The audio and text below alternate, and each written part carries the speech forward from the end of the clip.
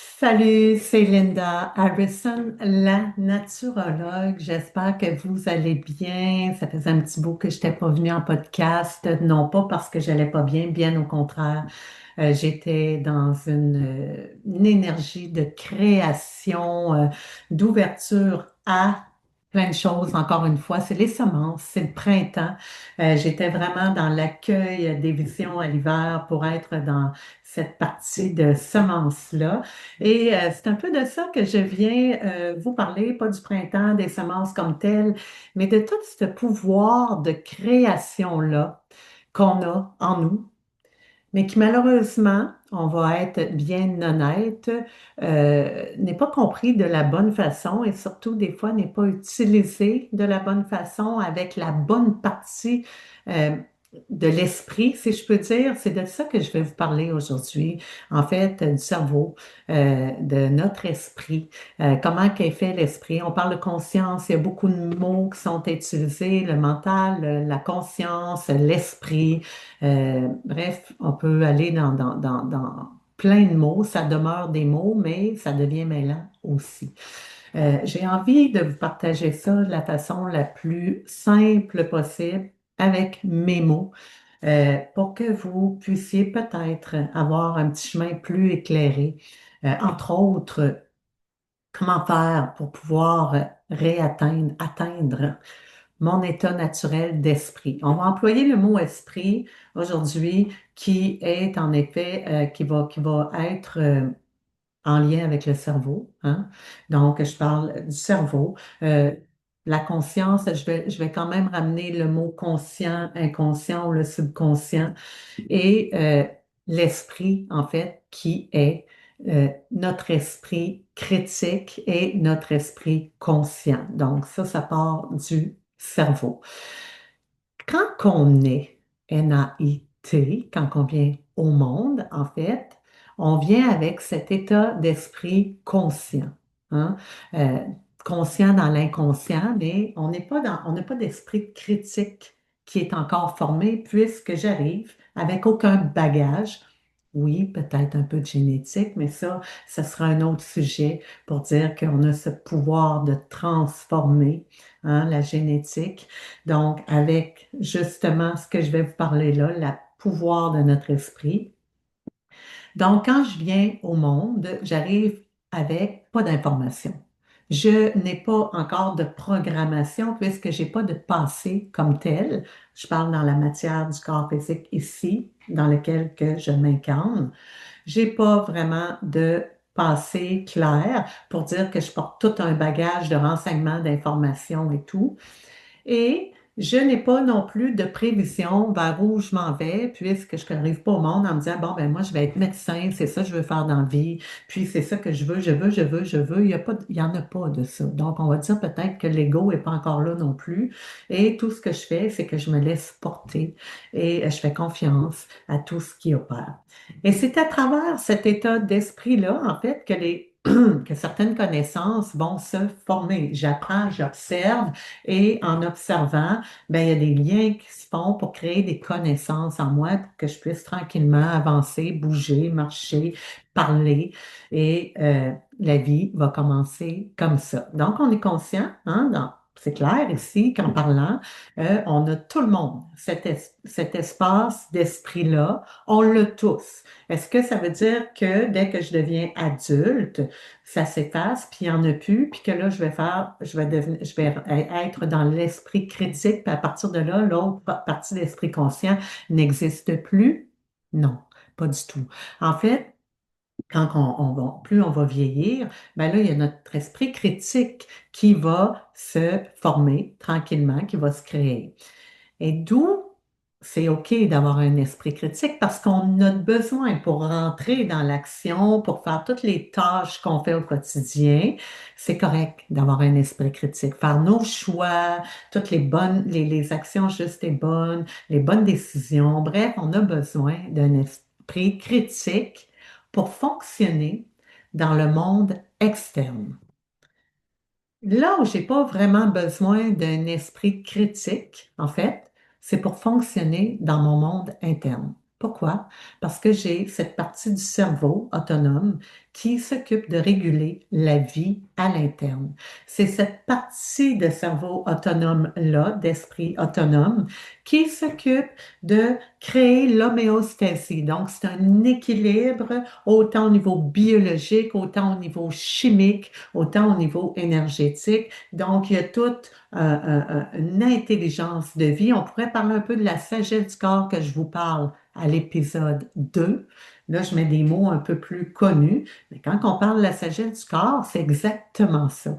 Il y a toute une intelligence qui est là, hein, intelligence à partir du cerveau, pour assurer un équilibre à travers le vivant qui nous habite. Tout.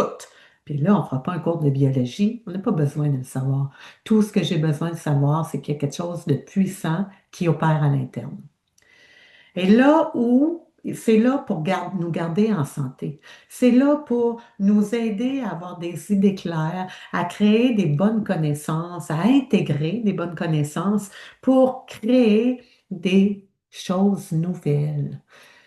Et tant que je suis dans cet espace-là, du moins que je prends contact avec cet espace-là, que je la laisse libre d'opérer dans certains moments au quotidien de ma vie, euh, ben, je m'assure que mes actions, quand ça va être le temps de rentrer dans mon esprit critique, ben, mon esprit critique va être lucide, il va avoir un bon discernement, va être capable de prendre des bonnes décisions, une vision claire.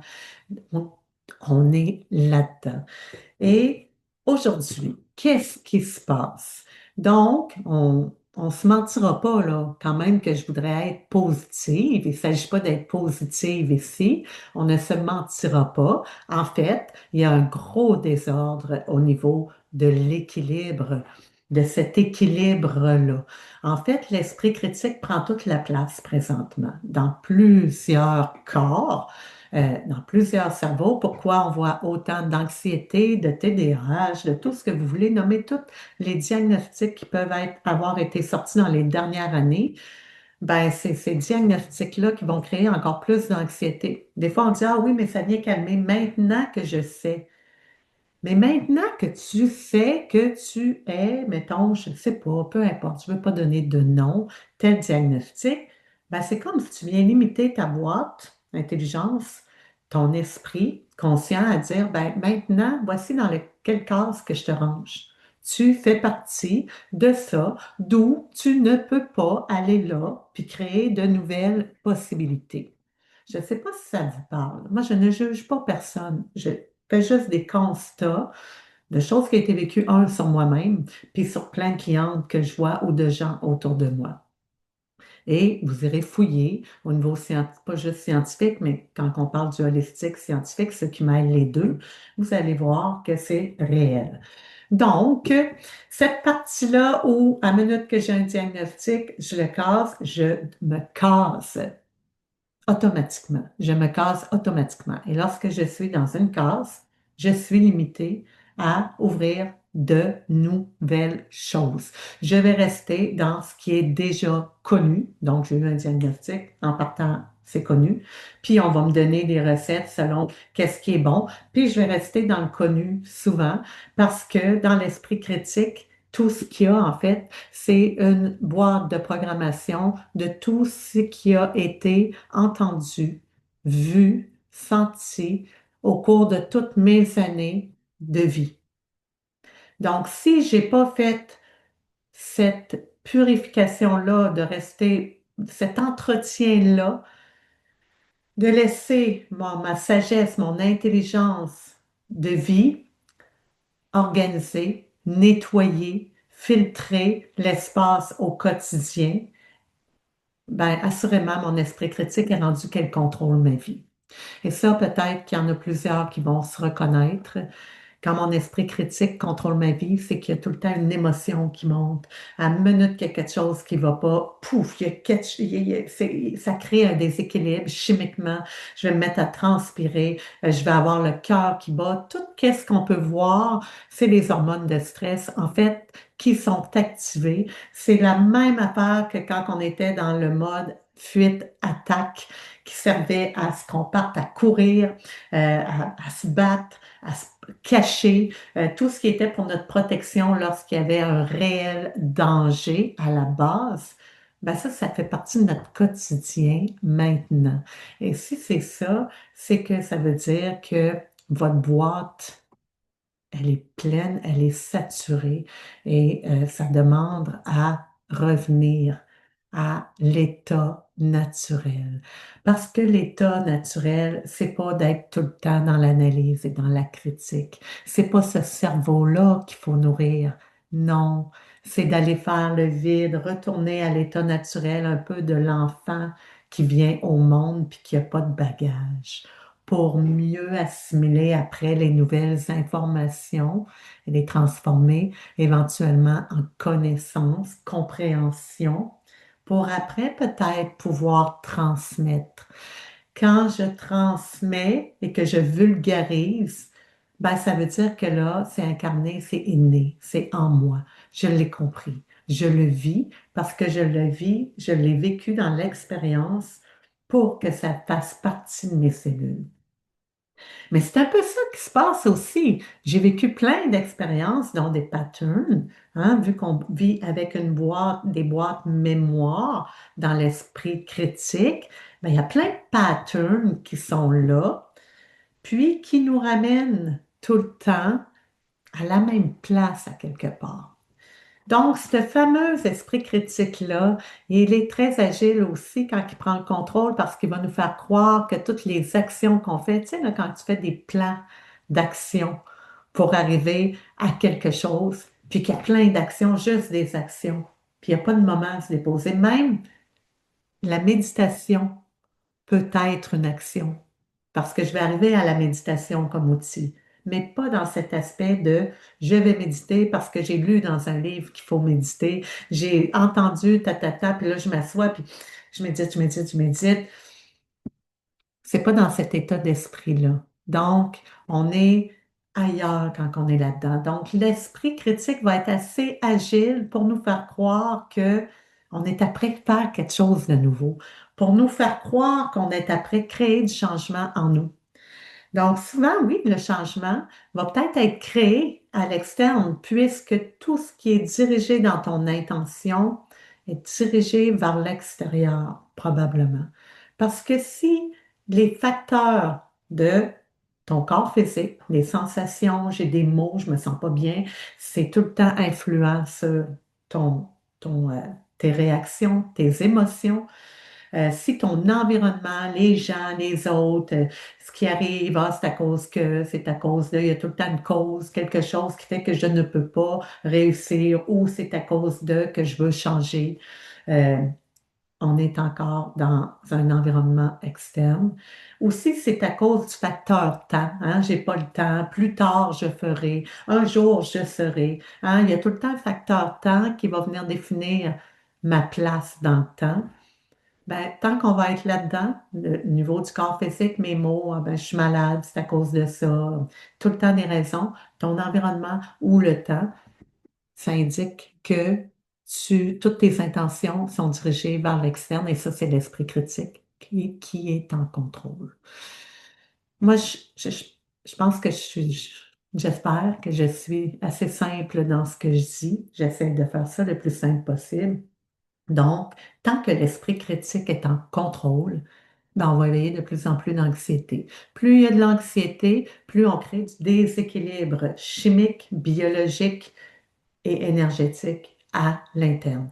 Ce qui fait que, et c'est là que j'en viens, que j'avais jamais pu mettre les mots avant parce que maintenant je le vis et les connaissances, compréhensions se sont formées dans la dernière année, c'était de dire ben, coudonc, il y en a qui sont tout le temps dans l'action, puis ils ont de l'air heureuses, hein? On les voit, là, ils ont de l'air heureuses. Puis des fois, tu dis, ah ouais, ben, c'est une image, puis voilà. Puis là, quand tu les rencontres, tu fais, ben, coudonc, ils sont énergiques. Ils ont de l'air heureuses.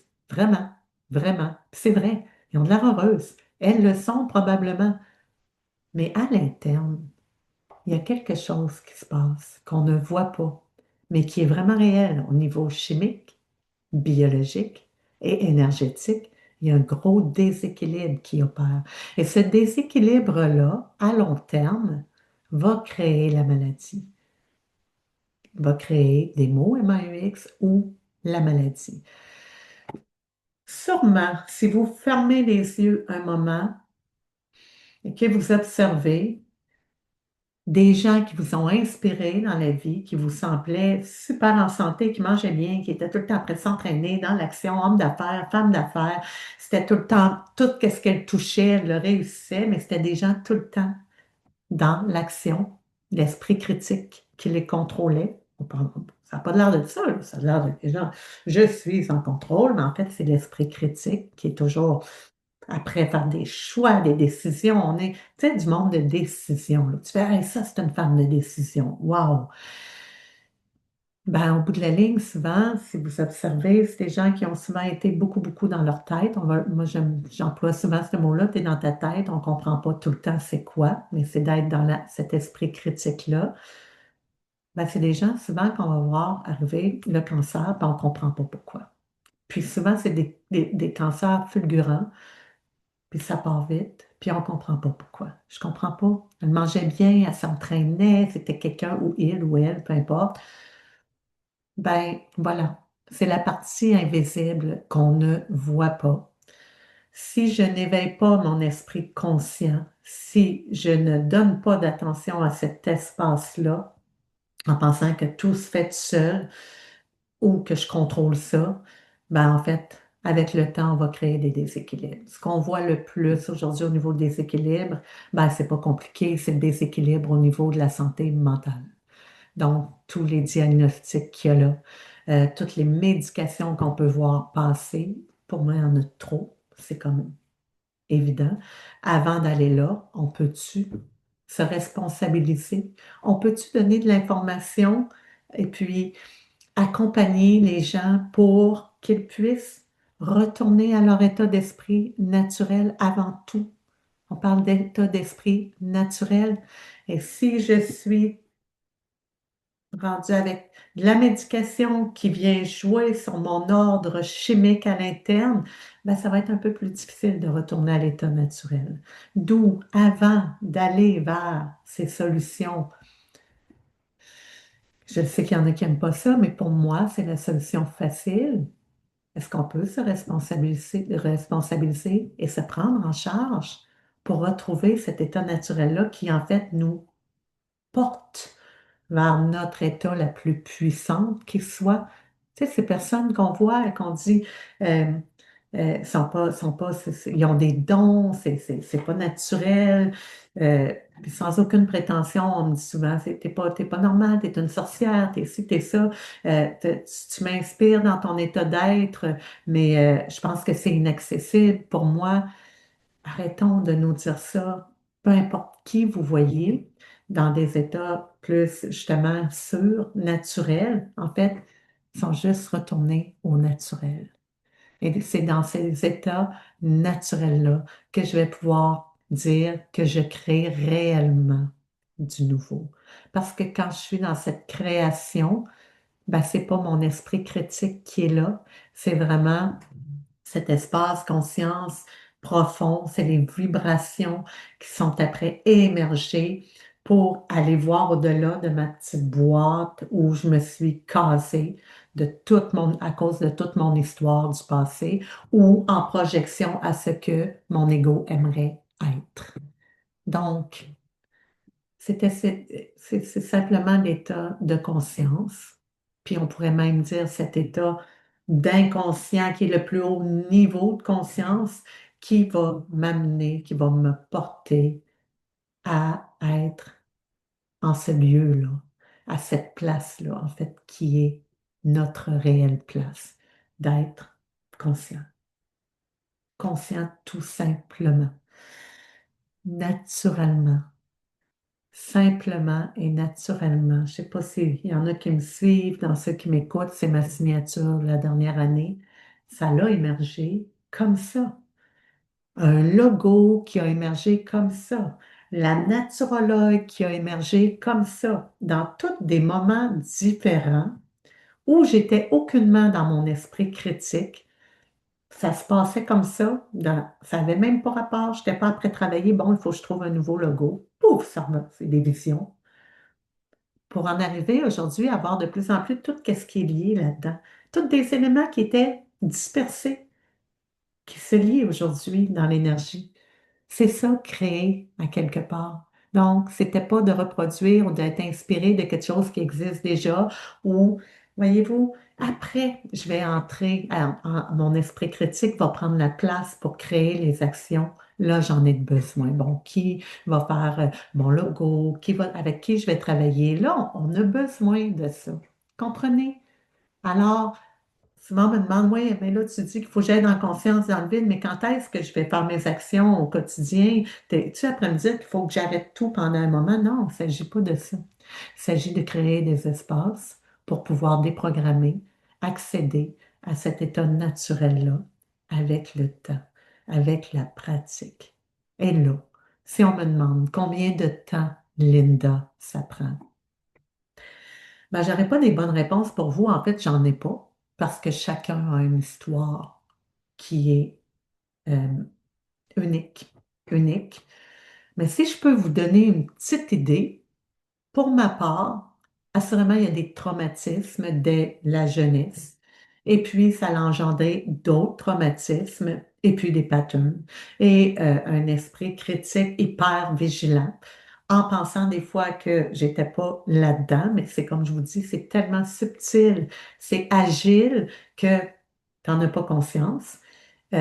Donc, avec toute l'histoire, pour ma part, ça a pris 10 ans pour en arriver où est-ce que je suis aujourd'hui à comprendre qu'est-ce qui se passe, à comprendre, mais pas à partir de mon esprit critique, à comprendre à partir des connaissances que tout ça, qu'un coup qu'on est tombé à notre état naturel, que l'énergie et tous les circuits de communication à l'interne, c'est le cerveau, l'intelligence, le cerveau autonome, la conscience qui envoie les signaux au cœur pour que ce qui émerge, émerge avec des émotions du cœur. Les émotions du cœur, c'est l'amour, c'est la joie. Mais en fait, l'amour, c'est un état d'être, tout simplement.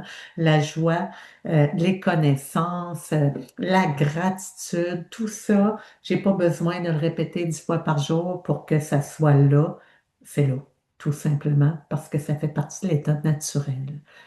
Alors que quand mes émotions de la tête, ben des fois, il va y avoir une joie de la tête, puis il va y avoir une tristesse, puis une colère. Puis là, je vais faire des gros up and down.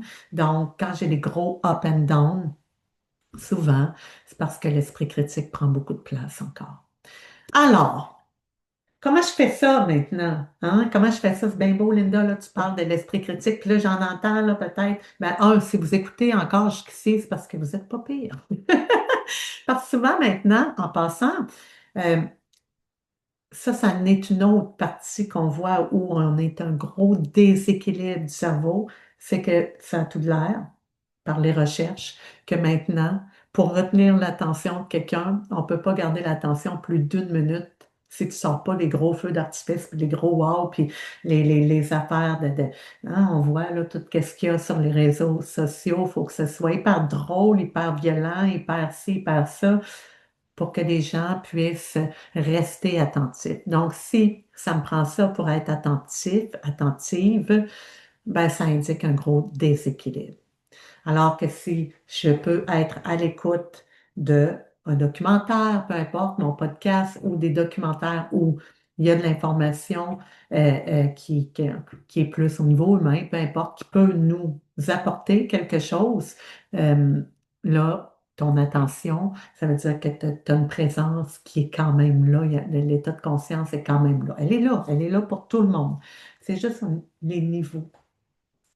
Donc, la pratique. La pratique de quoi? La pratique de la méditation. Il n'y a pas grand-chose d'autre que la méditation. On aura beau se répéter à tous les jours, 100 fois, 1000 fois les mots de, je sais pas, moi, je veux être la meilleure version de moi-même, je suis la meilleure version de moi-même. Oui, tu es après reprogrammer, programmer ton mental à accueillir ça, mais on n'est pas dans le vide. Parce que c'est déjà là. Oubliez pas que c'est déjà là. J'ai pas rien à programmer en fait. Donc, si je programme, oui, ça va changer les données de qu'est-ce qui est dans mon ordinateur. Je vais transformer quelques données. C'est bon. C'est pas que c'est pas bon.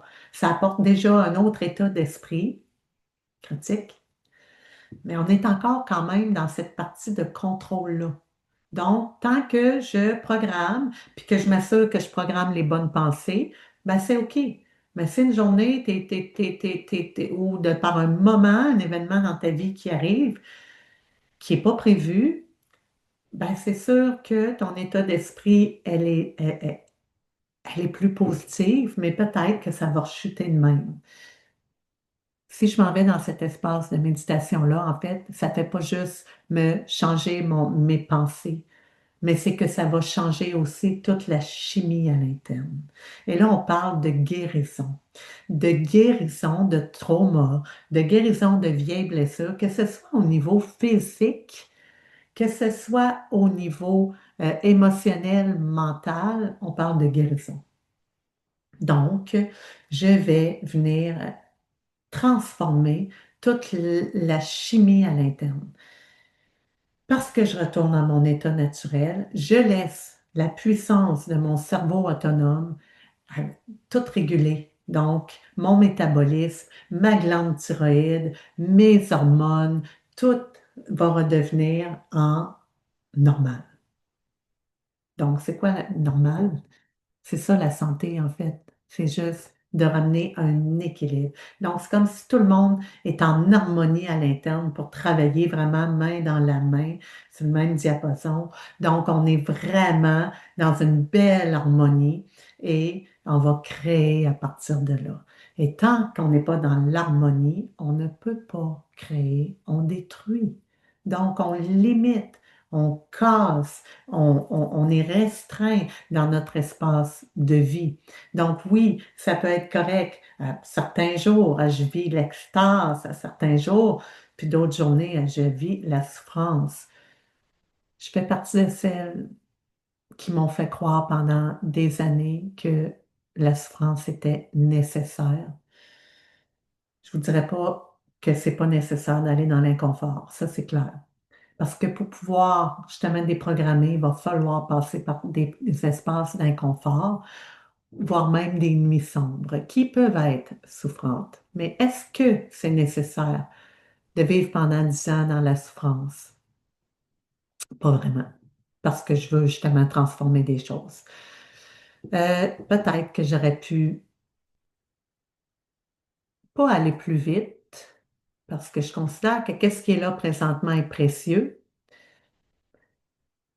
Mais j'aurais pu sauter pas sauter, mais il y aurait des petits bouts, là. Tu sais, comme quand tu écoutes un film, puis c'est trop long, puis que tu dis, ces petits bouts-là, ils n'étaient pas nécessaires. Mais il y a des petits bouts comme ça, à travers mes 10 ans, où je me dis, ben, peut-être que ça, c'était, je me le dis pas, mais je sais pertinemment que c'était peut-être pas nécessaire. Bref, tout ça pour vous dire que il y a ces espaces de méditation-là. Puis là, la méditation, encore une fois, on peut-tu démystifier ça? Cette image de vouloir devenir zen, et que c'est ça la méditation. Je veux arrêter de me fâcher et d'être encore là. Oui, assurément, ça va donner ça à long terme. Mais si c'est juste ça ton intention, puis que tu penses juste à ça, que je veux être zen, ben, à chaque fois que tu vas piquer une colère, tu vas taper dessus puis tu vas dire, bon, ça n'a pas marché. Je t'apprends reculer. Ah mon Dieu, je t'apprends perdre tout ce que j'ai fait. Alors que quand on rentre vraiment dans cet espace sans aucune attente, sans un objectif quelconque, je suis dans le lâcher prise, je médite, that's it. En sachant très bien, dans la confiance qu'il y a quelque chose de puissant qui est après réguler l'énergie à l'interne pour que je revienne après avec mon esprit critique, des idées claires, une bonne concentration, un bon discernement pour faire les bons choix. Ben, quand que j'ai confiance en cette partie-là qui est après travailler dans l'invisible, c'est OK. Fait que si jamais j'ai une colère qui se place à travers toute cette pratique-là, ben je ne me taperai pas dessus. Je vais juste revenir tout de suite dans la conscience, faire, oh, t'as peu. Arc! Je sens tellement que cette colère-là est après créer un déséquilibre, ton cœur qui bat, la transpiration, là, tu sais tout de suite, c'est comme si tu voyais là, que tu es après à faire du mal à plein de monde à l'intérieur. Moi, c'est toute ma gang. Ma gang, c'est comme si c'était tous mes enfants. Puis, c'est une image. Quand je médite, ce que je vois à tous les matins en me levant, première des choses, je vais méditer. Et je ne le fais pas dans une obligation, vous allez comprendre. Maintenant, parce qu'avant, il fut un temps que je le mettais en obligation. Maintenant, c'est que je sais tellement quel investissement que je suis après faire au moment où je le fais, là. Mais c'est pas juste au moment où je le fais, c'est pour tout. Je sais maintenant que plutôt que d'investir, il y en a qui investissent de l'argent, là, puis à chaque fois qu'ils mettent de l'argent, puis ils regardent leur portefeuille, puis ils font comme wow, c'est rendu à ça, c'est cool. Ben moi, c'est quand je médite le matin. Je fais un investissement précieux pour ma santé. C'est fou. Fait que pour moi, c'est plus à négocier, là. C'est plus aucunement à négocier, puis je le vois surtout. Je le sens, je le vis, je le vois. Donc, quand je médite le matin, ce que je vois, puis je fais ça à m'emmener à mon chum parce que dans la compréhension, à force de le faire, ça s'est placé.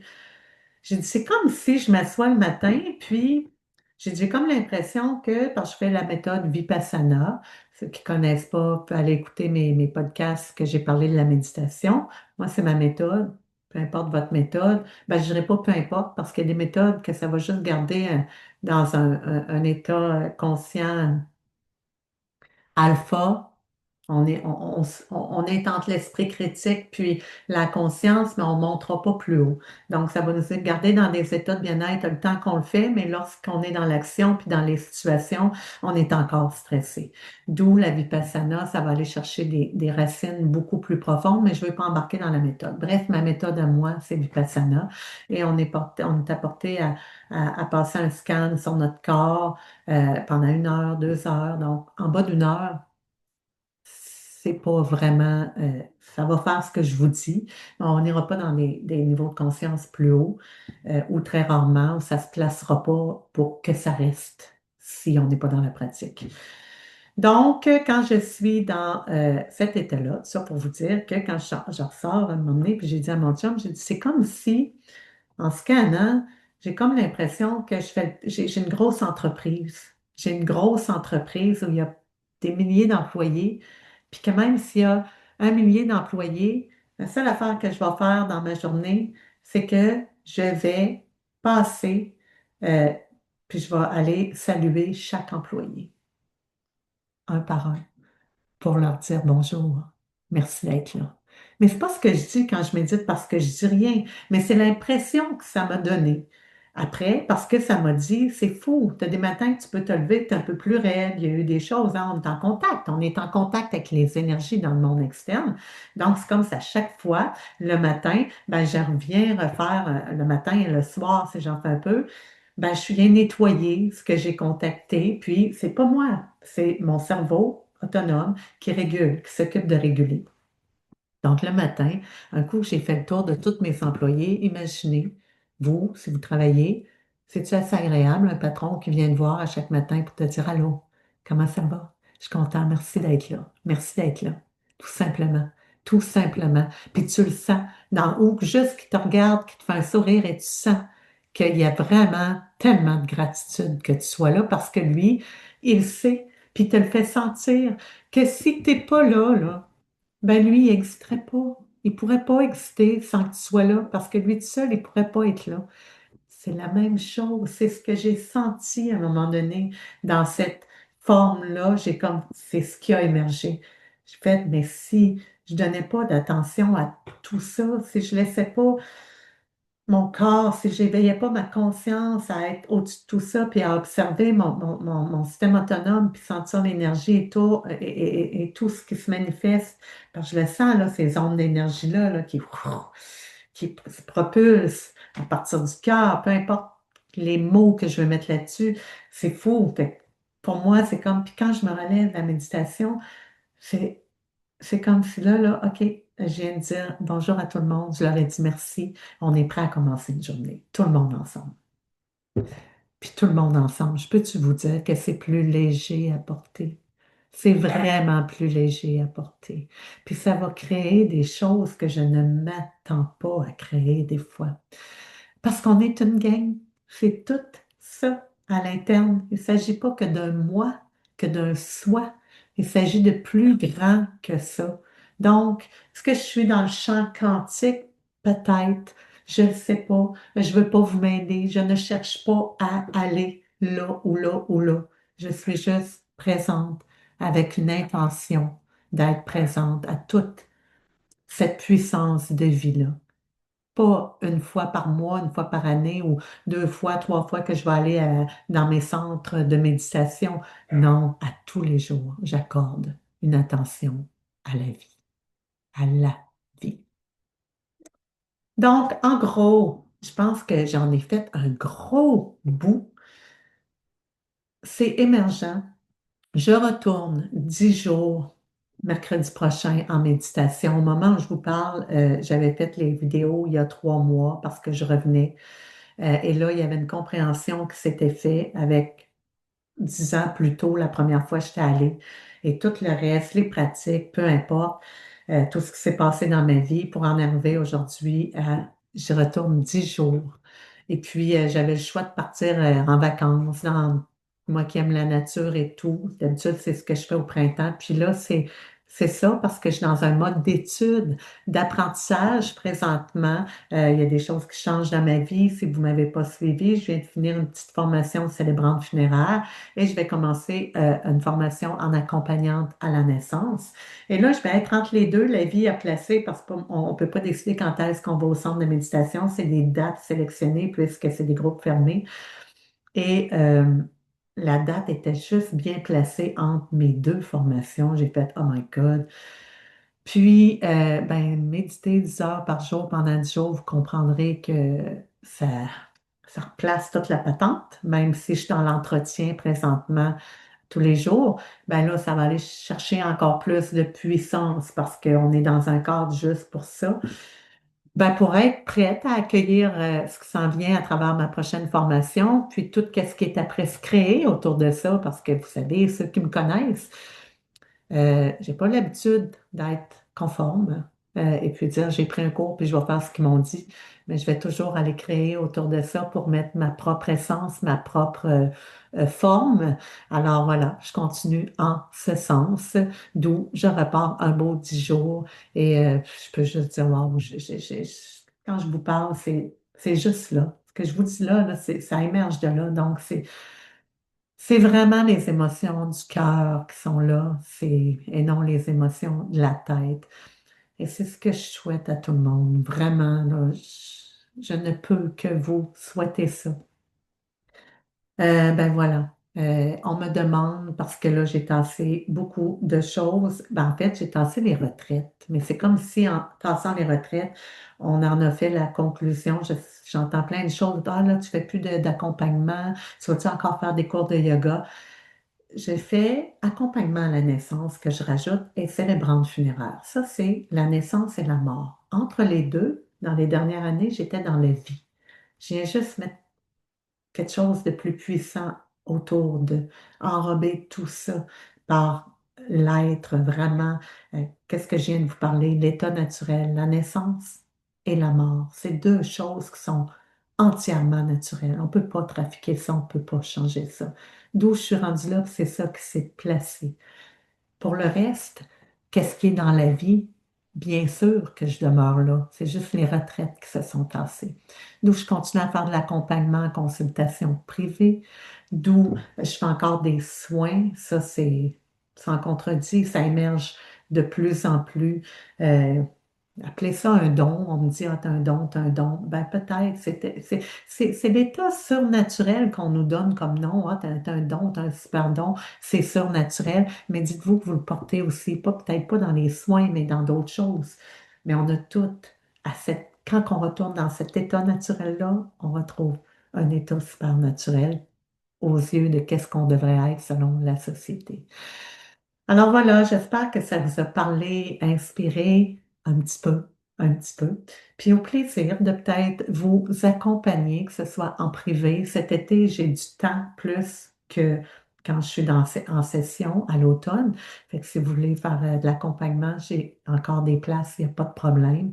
Puis sachez qu'à l'automne, je vais ramener un programme de préparation méditation, mais vraiment pour mieux comprendre à partir de l'espace cœur et non pas de l'esprit critique, esprit conscient qui crée les connaissances.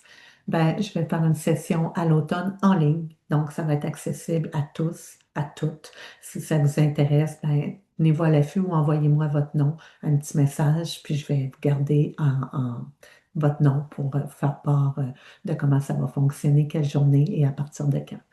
Sur ce, je vous remercie d'être là et je vous envoie tout cet espace d'amour, de gratitude aussi. Si vous m'écoutez, merci d'être là.